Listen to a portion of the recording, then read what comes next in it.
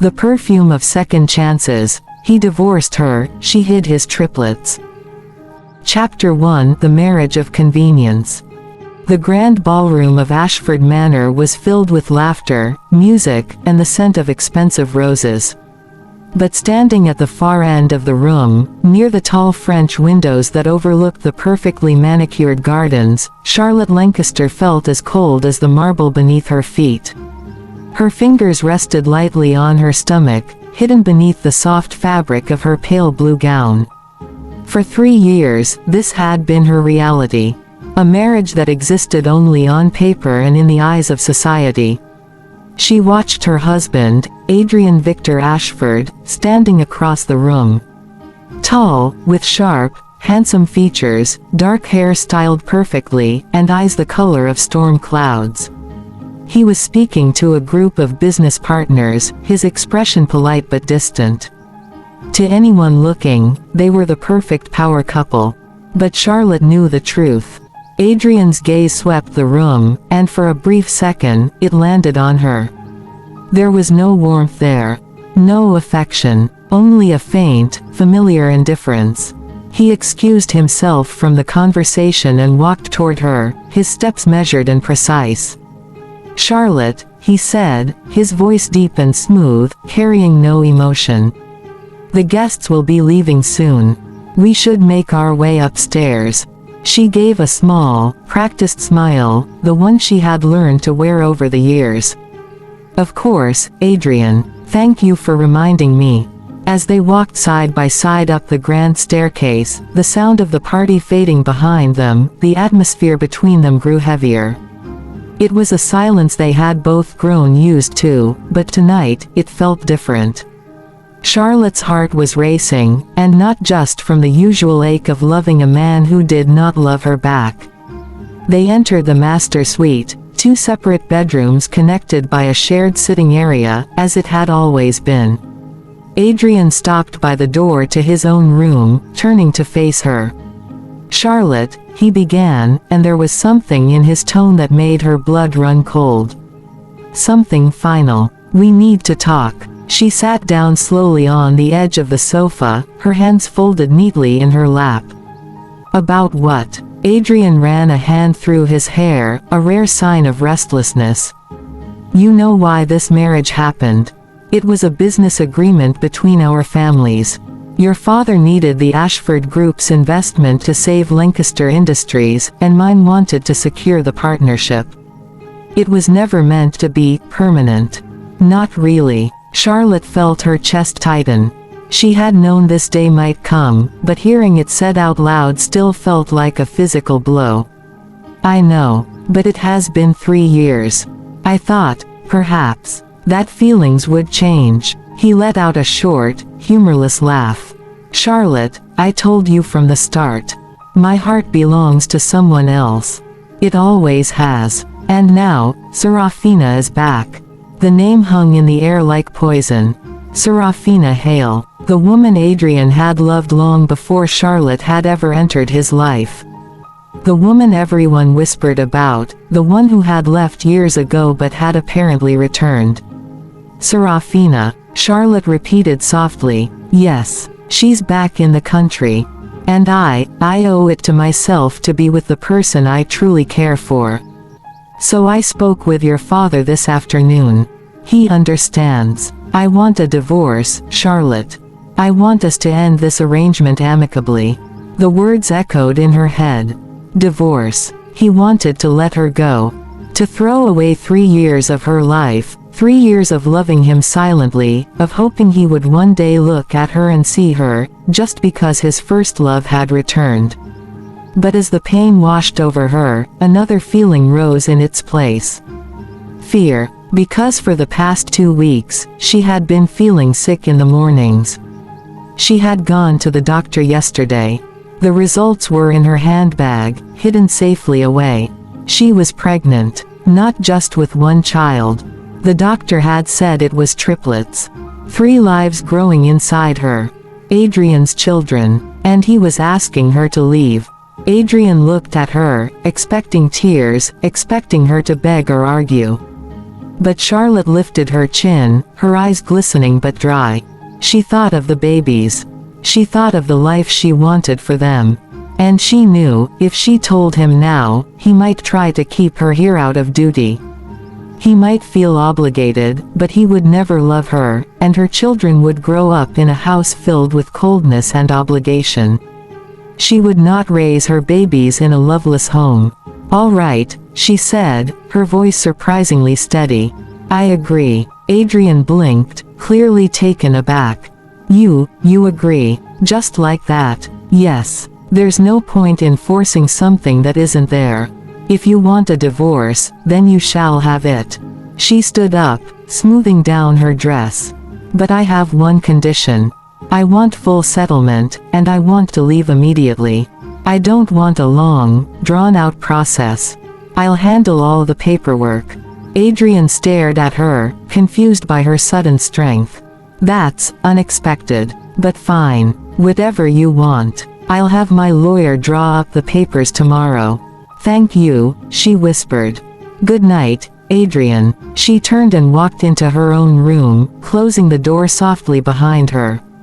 Only when the lock clicked did she allow herself to lean against the wood, sliding down until she sat on the floor, silent tears finally spilling down her cheeks. She had lost the man she loved. But she had gained 3 reasons to be stronger than she had ever been before. Chapter 2: Goodbye Without a Word. The next morning, the Ashford household was unusually quiet. Adrian woke up early, as was his habit, and went downstairs for breakfast. The dining table was set for 2, but only one place was occupied. "Where is Mrs. Ashford?" he asked the head butler, Mr. Henderson, as he poured himself a cup of black coffee. "Mrs. Ashford left early this morning, sir," Henderson replied politely. "She said she had some personal matters to attend to." Adrian frowned. "Left? Did she say where she was going?" "No, sir. She said she would contact you regarding the legal matters." Adrian sat back, a strange feeling settling in his chest. It was unlike Charlotte to be so distant. But he brushed it off. This was exactly what he wanted. A clean break. Across town, at a small, discreet clinic, Charlotte sat with her best friend Madison Reed. Madison had been her roommate in college, and she was the only person Charlotte trusted completely. "Triplets," Madison exclaimed, her green eyes wide as she looked at the ultrasound report in Charlotte's trembling hands.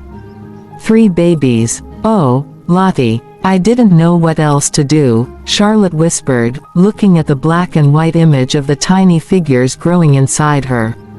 "If I told Adrian, he would have kept me here. He would have given me money and a house and everything I could ever want, but he wouldn't have given me love. I couldn't let my children grow up seeing their father look at me with that coldness every day. And especially not now that Serafina is back. She would make our lives miserable." Madison reached across the table and squeezed her hand. "You're right. Serafina is vicious when she doesn't get what she wants. She would never let Adrian be happy, and she certainly wouldn't tolerate you or any children being in the picture. But Lottie, raising triplets alone, that's going to be incredibly hard." "I know," Charlotte said firmly, wiping her eyes. "But I have my savings. And my parents, well, my father will side with Adrian because of business, but my mother and grandmother, they will help me as much as they can. I'm going to move to a quieter town, far from here. Somewhere I can raise them in peace." Madison nodded, pulling her into a hug. "I'm with you every step of the way. Whatever you need. And don't worry about Adrian. If he never finds out, maybe it's better this way. For now." Back at Ashford Manor, Adrian received the divorce papers later that afternoon. They were signed, sealed, and delivered by a courier. Charlotte's signature was neat and clear. There was no note, no message, no explanation. Just the agreement. He read through the terms. She was asking for a fair financial settlement, nothing excessive, and full release from all marital obligations. Adrian felt a strange mix of relief and something else, something he couldn't quite name. Regret. Sadness. He didn't know. He signed the papers quickly, finalizing the end of their 3-year marriage. A week passed. Then 2. Then a month. Adrian began to notice the silence more than he expected. The house felt emptier. There were no quiet footsteps in the hallway, no faint scent of jasmine, the perfume Charlotte always wore, lingering in the rooms. He found himself glancing at the dining table, half expecting to see her sitting there with her book. But he pushed those thoughts away. Serafina was back, and she was charming, vivacious, exactly how he remembered her. She laughed loudly, spoke her mind, and reminded him of the days before the pressure of marriage and business had settled on his shoulders. One evening, while having dinner at a fancy restaurant, Serafina reached across the table and placed her hand over his. "Adrian, it's wonderful to be back," she said, her voice smooth like honey. "And now that you're finally free from that quiet little wife of yours, we can pick up right where we left off." Adrian smiled politely, but for a split second, the image of Charlotte's gentle face flashed in his mind. "Yes, it's good to have you back." Meanwhile, in a cozy little cottage in the countryside, Charlotte unpacked the last of her boxes. It was small and simple, but it was hers. She placed a hand protectively over her slightly rounding stomach. "Hello, little ones," she whispered softly. "This is our new home. It's quiet, and it's safe. And we are going to be very happy here." Chapter 3, The Families React. News of the sudden divorce spread quickly through both the Ashford and Lancaster families. The reactions were mixed, loud, and full of emotion. At the Ashford estate, the family gathered in the drawing room. Victor Ashford, Adrian's stern father, Elena Ashford, his elegant but sharp-tongued mother, grandfather Theodore, the patriarch of the family, and grandmother Clara, whose eyes were always sharp and observant. Also present were Adrian's younger brother Ethan, Ethan's wife Clara, and their 2 children, 5-year-old Nathan and 3-year-old Sophie. "This is absurd." Victor Ashford slammed his hand down on the arm of his chair. "A marriage ended just like that. What will people say? We spent millions merging our companies with the Lancasters, and now this." "It was my decision, father," Adrian said calmly, standing near the fireplace. Charlotte agreed. "It was mutual." "Mutual." Elena scoffed, adjusting her pearl necklace. "That girl was always too quiet. Too meek. She never quite fit into this family. She didn't have the spark Serafina has. Though I must say, I'm surprised she left without a fight. Usually, women like that cling on for dear life for the money." Grandmother Clara, however, frowned deeply. She had always liked Charlotte. She saw the kindness and strength beneath her soft exterior. "You speak ill of her too easily, Elena. Charlotte was a good girl. She was respectful, she never caused trouble, and she loved your son more than he deserved. If she left quietly, it was because she had dignity, not because she was weak." "Grandmother, please," Adrian said, running a hand over his face. "It's over. There's no use discussing it anymore." On the contrary, Grandfather Theodore spoke up, his deep voice commanding attention. "Something feels off. 3 years of marriage, and she leaves without even demanding more compensation. She asked for barely anything. It doesn't make sense. Where did she go? Do we have her address?" Adrian shook his head. "She didn't leave one. She said she preferred privacy." At the Lancaster home, the atmosphere was different. Richard Lancaster, Charlotte's father, was furious, not at his daughter, but at the Ashfords. Margaret Lancaster, her mother, was heartbroken but also relieved in a strange way. Charlotte's older brother Samuel and his wife Anna, along with their teenage daughter Emily, were protective and worried. I always told you that man didn't deserve her. Margaret cried, wiping her eyes with a handkerchief. He treated her like furniture. Like she was just there to decorate his house. Business is business, Margaret, Richard said gruffly, though his eyes were sad. But I never thought he would throw her aside so easily when he found his old flame again. Samuel crossed his arms. And where is she now? She won't answer my calls. She won't reply to messages. She just vanished. She left a letter, Margaret said softly, pulling an envelope from her pocket. It says she's safe. That she needs time alone. That she will contact us when she is ready. And she asked us not to tell the Ashfords where she is. Not tell them. Samuel frowned. Why? Margaret hesitated. She knew the truth. Charlotte had told her in a private call before she left. She made her mother promise not to say a word. Because she wants a fresh start. Please, Richard, Samuel, respect her wish. She is our daughter. Let her heal in peace. Meanwhile, Caleb Stone, Adrian's best friend since childhood, found Adrian in his office a few days later. Caleb was the opposite of Adrian, warm, easygoing, and very perceptive. So it's true then, Caleb said, leaning against the desk. You divorced Charlotte. Just like that. Just like that, Adrian replied, not looking up from his paperwork. It was for the best. Was it? Caleb raised an eyebrow. Because I heard she left the city entirely. Disappeared. No forwarding address. Nothing. That's not like her. She was always responsible. She loved this place, strange as it sounds, even if she wasn't happy here. People change, Adrian said dismissively. And Serafina is back. It feels like coming home. Caleb shook his head, a look of pity on his face. Serafina left you once, Adrian. She ran off to Europe when things got hard. Charlotte stayed. She stayed through all the coldness, all the silence, all the times you ignored her. Think about that. Adrian's jaw tightened. You don't understand. Serafina understands me. I understand that you're about to make the biggest mistake of your life, Caleb said quietly, before turning and walking out the door. Chapter 4 Triple Joy, Triple Work. Months passed, and seasons changed. In the quiet cottage, Charlotte's life transformed completely.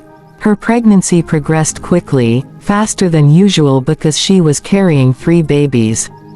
Her mother and grandmother visited often, bringing supplies, helping her fix up the house, and reassuring her. Madison came every weekend, bringing laughter and news from the city. It was not easy. Far from it. The morning sickness was severe, leaving her weak and dizzy for hours. Her back ached constantly, and she found it hard to sleep. Financially, she was careful. Adrian had given her a generous settlement, but she wanted to save as much as possible for the future, so she lived simply. She learned to cook simple meals, tend to the garden, and prepare the nursery all by herself, even when it felt exhausting. Slow down, Lottie. Madison laughed one afternoon, watching Charlotte try to assemble a wooden crib. You're carrying 3 children. You shouldn't be lifting heavy things. I have to learn, Maddie, Charlotte said, wiping sweat from her forehead. I'm going to be doing this alone. If I wait for help every time, I'll never get anything done. You're incredible, Madison said softly, sitting down beside her. You know, you could reach out. Just let Adrian know. He's rich. He could give them everything. Charlotte's smile faded slightly as she rested a hand on her large belly. Everything but a happy home. Look how happy he is now with Serafina. From what you told me, they are seen everywhere together. If I showed up with his children now, Serafina would do everything in her power to make sure we suffered. She would never let Adrian love them properly. No, it's better this way. My children will know love, even if it comes only from me. But Serafina Hale was indeed weaving her web in Adrian's life. And true to Charlotte's fears, she was not a woman who took chances. She had never fully trusted Charlotte, even though the woman had left. "Adrian," Serafina purred one evening as they attended a gala. "Are you sure she's really gone?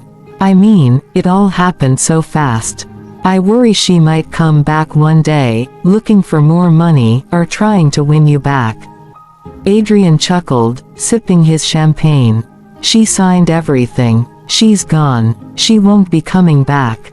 But people can be tricky," she insisted, her eyes glinting with something sharp beneath her smile. What if she left because she was planning something? What if she found someone else? Did you ever think of that? She was pretty enough, after all. Adrian's smile faltered slightly. He hadn't thought of Charlotte with another man. The image felt strange, almost uncomfortable. "It doesn't matter. She is free to do whatever she wants." Serafina smiled, satisfied, and leaned her head on his shoulder. "Good. Because I want us to be able to move forward without any shadows from the past." But Serafina was already digging. She had hired a private investigator to find out exactly where Charlotte Lancaster had gone. She wanted to make sure the woman was truly out of the picture, forever. Meanwhile, in the cottage, the time finally came. The labor was long and difficult, 12 hours of pain, fear, and hope. Charlotte had her mother and Madison by her side, holding her hands, encouraging her. And then, the sound of crying filled the room. "Congratulations, Charlotte," the doctor said with a warm smile. "You have 2 healthy baby boys, and a beautiful little girl." Charlotte cried tears of exhaustion and overwhelming joy as the 3 tiny, swaddled bundles were placed one by one on her chest. They were small, premature but strong.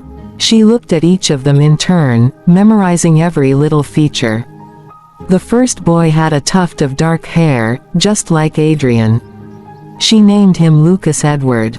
The second boy had slightly lighter hair but the same shape of the eyes, Leo Alexander. And the little girl, with delicate features and tiny fingers, Lila Grace. "Hello, my darlings," she whispered, kissing each soft forehead. "Welcome to the world. Mommy loves you so very much." It was the hardest night of her life, but also the most beautiful. She had no husband, no wealth beyond what she had saved, and no certainty about the future, but as she held her 3 children, she felt stronger than she had ever been. Chapter 5: Years of Growth and Struggle. The first year was a blur of sleepless nights, endless feeding, and constant worry. Raising triplets required energy Charlotte didn't always have, but she found it within herself. There were days when she was so tired she could barely keep her eyes open. There were times when money felt tight, when a doctor's bill or a broken appliance threatened their stability. But Charlotte was resourceful. She began selling handmade perfumes and lotions, something she had always loved doing, mixing scents just like her grandmother had taught her.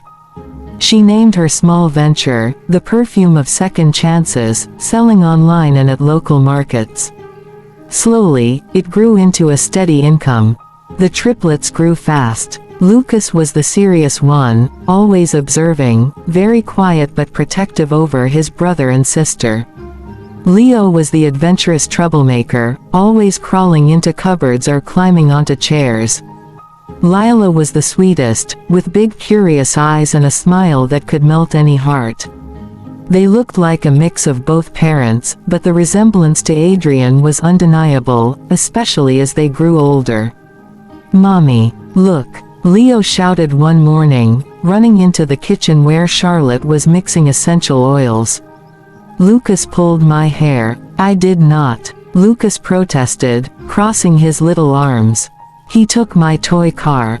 Lila sat on the rug, holding her stuffed rabbit, watching them with wide eyes before bursting into giggles. Charlotte smiled, wiping her hands and kneeling down to their level. "Now, boys, we don't pull hair and we don't take things without asking. Say sorry to each other."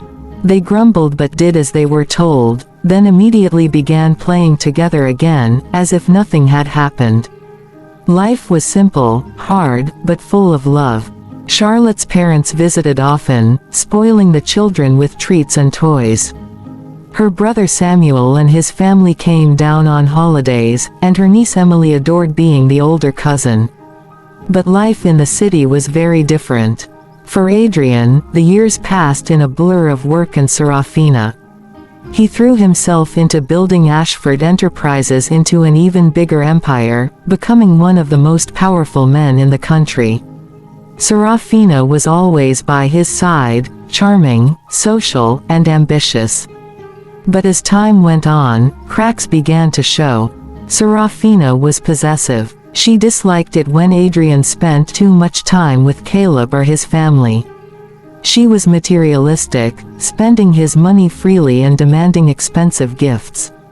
She also harbored a deep, irrational fear of Charlotte. Even though years had passed, she still checked in with her investigator occasionally, just to be sure.